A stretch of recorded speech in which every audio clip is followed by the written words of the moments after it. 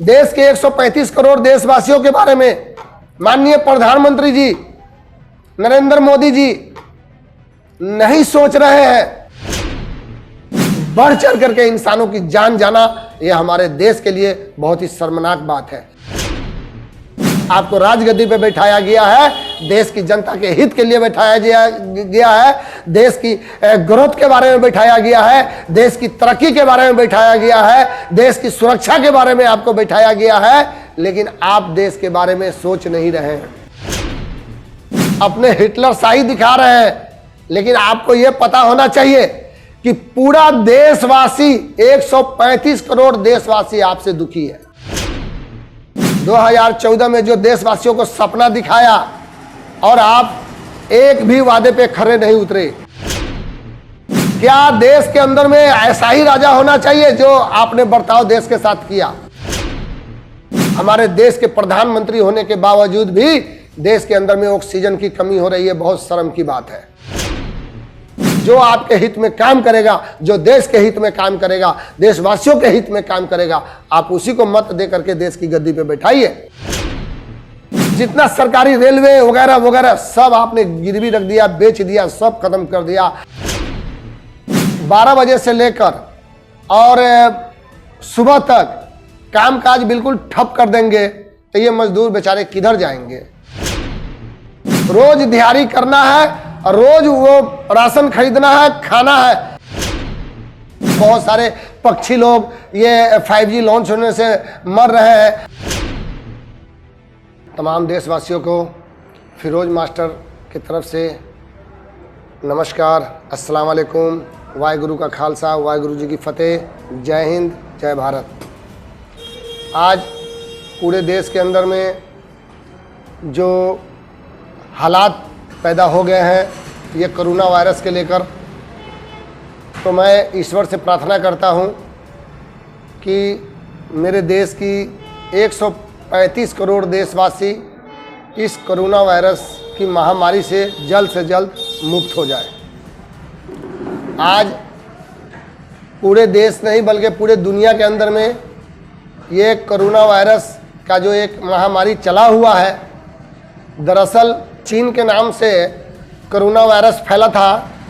तो मैं ये कहना चाहता हूँ कि चीन तो एक मोहरा है। दरअसल ये जो मोबाइल का जो ये वायरस होता है, पहले 4G चला था, अब 5G आ गया है। तो हमारे देश के अंदर में 5G लॉन्च हो रहा है और ये जहाँ तक मेरा भविष्यवाणी है, मेरा ज्ञान जो कह रहा है, मैं उस ज्ञान के आधार पर मैं अपने देशवासियों के सामने में अपना विचार रखना चाहता हूं कि ये 5G के वजह से जो 5G लॉन्च हो रहा है उसकी वायरस हमारे देशवासियों तक जा रहा है। ये मुंबई के अंदर में पहले लॉन्च हुआ, अब जो है दिल्ली में इस तरह से जो है ना ये लॉन्च हो रहा है। बहुत सारे पक्षी लोग ये 5G लॉन्च होने से मर रहे हैं। आप सोशल मीडिया के जरिए जगह जगह पर हर इंसान के एक मोबाइल में व्हाट्सएप पर, फेसबुक पर, यूट्यूब पर दिखाया जा रहा है, जंगलों के अंदर में दिखाया जा रहा है कि हजारों लाखों पंछी मरे पड़े हैं। उसको कोई देखने वाला नहीं है, उसके ऊपर कोई विचार देने वाला नहीं है। पक्षी भी एक जीव जंतु है।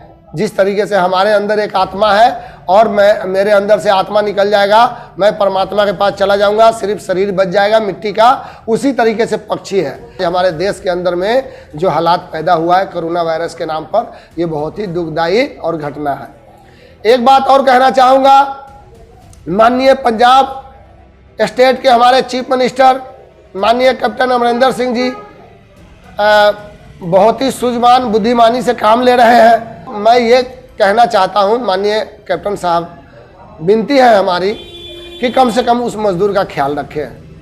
अगर आप इस तरीके से 12 बजे से लेकर और सुबह तक कामकाज बिल्कुल ठप कर देंगे तो ये मजदूर बेचारे किधर जाएंगे?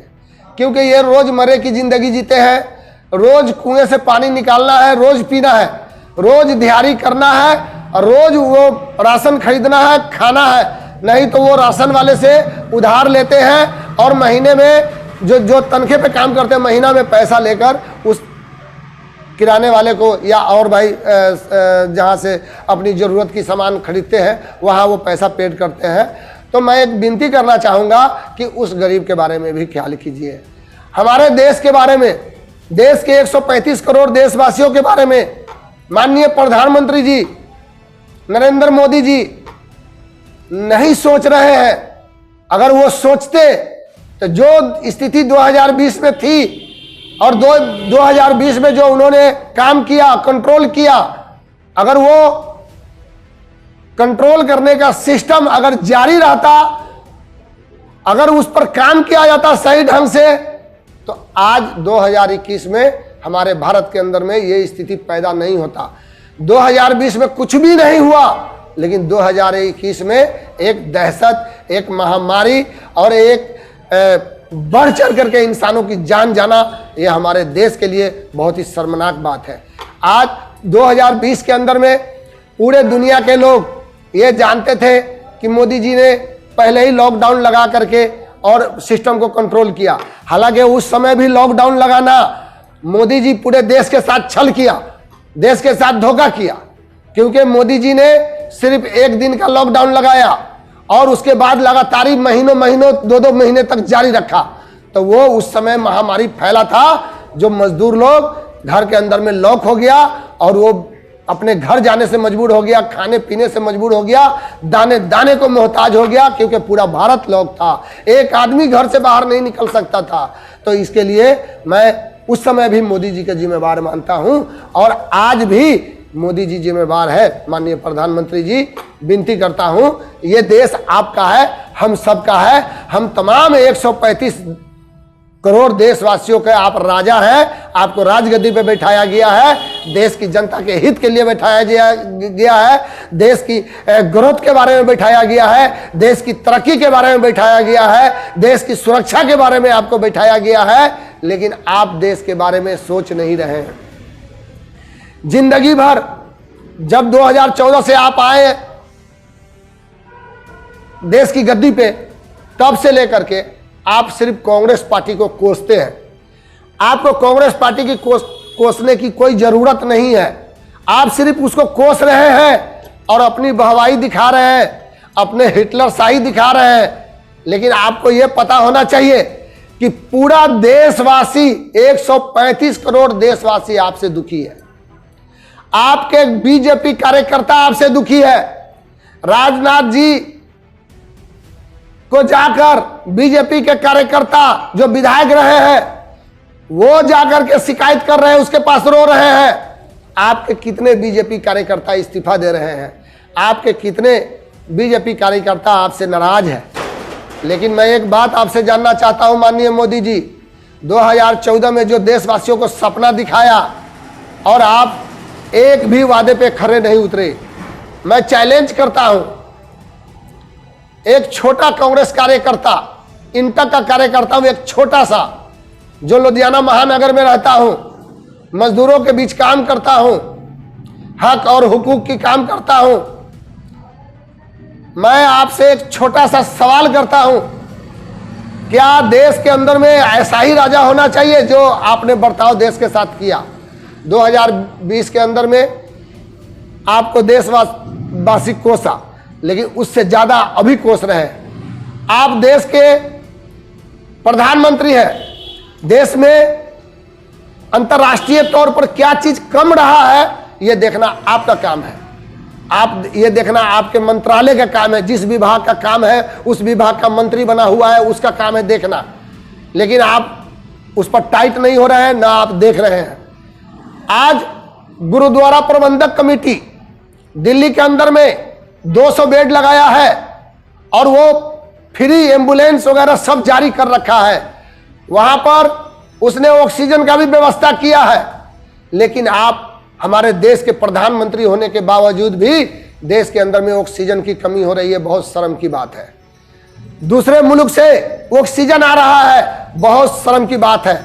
आप बोलते हैं कि हम बहुत बड़ा तोप खान है, 56 इंची का छाती चौड़ा करके दिखाते हैं। आप इंची टेप भिड़ा कर देख लीजिए, आपकी छाती 56 इंच का नहीं होगा। मोदी जी, देश आज भी सुधर सकता है, संभाल सकता है, लेकिन आप सही गाइडलाइंस जारी करेंगे तो। अगर सही दिशा में नहीं जाएंगे तो ये काम नहीं हो सकता है। मैं एक बात और कहना चाहता हूं, देशवासियों, आप हिम्मत करो, आप हौसला करो, और जो देश के अंदर में गड़बड़ी करता है उसको नकार दो। जो देश के हित के बारे में काम करता है, देशवासियों के बारे में काम करता है, आपका एक ही मत है, वोट आप उसी जगह दो। मैं ये किसी पार्टी की बात नहीं करूंगा, जो आपके हित में काम करेगा, जो देश के हित में काम करेगा, देशवासियों के हित में काम करेगा, आप उसी को मत दे करके देश की गद्दी पे बैठाइए। ये दिन रात सिर्फ कांग्रेस को कोसने के अलावा और कुछ नहीं किए। 2021 के अंदर में कोरोना का महामारी बंबई के अंदर में चल रहा था, दिल्ली के अंदर में चल रहा था, और मोदी जी दूसरों को कोसते रहते हैं, लेकिन ये खुद 50,000 1-1 लाख का रैली बंगाल के अंदर में करते हैं। आज बंगाल का भी स्थिति खराब हो गया। ये जब रैली करेंगे वो सही है, जो दूसरा लोग कर दिए उसके ऊपर ये तुरंत जो है इल्जाम लगा देते हैं और कार्रवाई करवा देते हैं। आप लोगों को डरा रहे हैं, लेकिन याद रखिए, अंग्रेज भी बहुत डराया हिंदुस्तान के क्रांतिकारियों को, बहुत को फांसी लगाया, बहुत को सूलियों पर चढ़ाया, जलियांवाला बाग को भी याद कर लीजिए। लेकिन जब हिंदुस्तानी जाग जाता है तो 200 अंग्रेजों को भगाने में देर नहीं लगा। आप तो हमारे देश के भाई हैं, आप हमारे देशवासी हैं, आपको भी देश की जनता वोट के माध्यम से आपको हटा देगा।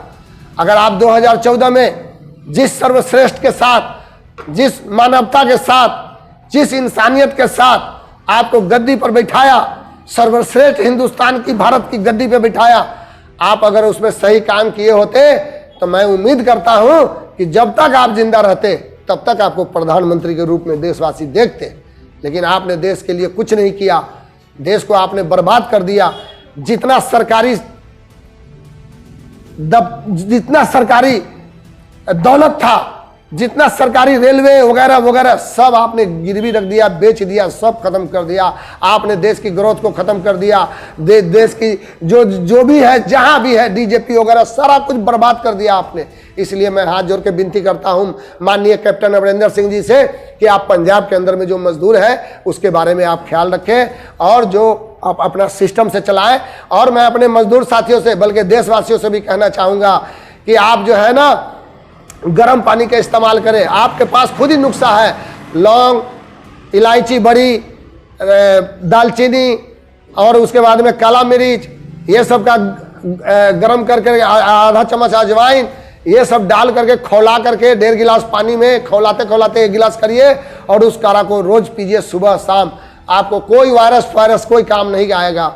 उसमें नींबू थोड़ा निचोड़ दीजिए, बस, ज़्यादा कुछ नहीं कहूँगा। मैं माननीय कैप्टन जी से विनती करना चाहता हूं पंजाब सरकार से कि आप हमारे पंजाब के बारे में देखिए, जो इस तरह से जो लॉकडाउन लगाए हैं इसके ऊपर थोड़ा ख्याल कीजिए, और देश हमारे पंजाब के अंदर में उस हिसाब से छूट रखिए कि कोरोना वायरस से भी लोगों की बचाव हो, वायरस से भी बचाव हो, और लोग अपनी दाल रोटी का भी व्यवस्था कर ले। ज़्यादा कुछ नहीं कहूँगा। मैं Firoz master, Rashtriya Mazdoor Congress INTUC secretary Punjab state, हाउजी लेबर प्रधान पंजाब स्टेट। और मैं खुदा से दुआ करूंगा, ईश्वर से दुआ करूंगा कि ये अल्लाह आप जल्द से जल्द हमारे देशवासियों को खुशियों से मालामाल कर दे, इन लोगों को कामयाब कर दे, और कोरोना वायरस को भगा दे। हमारे देश से क्या, पूरे दुनिया से भगा दे, पूरे दुनिया का इंसान खुश रहे। जय हिंद, जय भारत, अस्सलाम वालेकुम।